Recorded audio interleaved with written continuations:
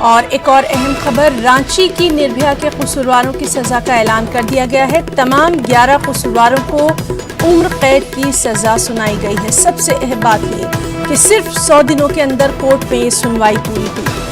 आपको बताएं कि पिछले साल 26 नवंबर को रांची के काके में ये वारदात हुई थी।